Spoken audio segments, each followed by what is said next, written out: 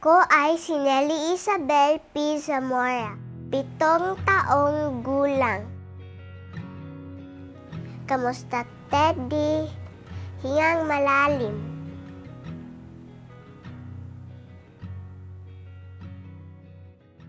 Magandang araw, Binibining David at sa aking mga kaklase. Gusto ko maging doktor ng mga bata dahil naniniwala po ako na ang kabataan ay ang kinabukasan ng ating bayan.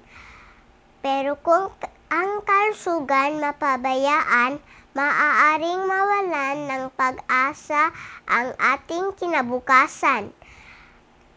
Gusto ko pong magbigay ng tulong at pagmamahal sa mga bata upang sila ay lumaki ng malusog, matalino at masaya. At higit sa lahat maging produktibong mamamayan ng ating lipunan.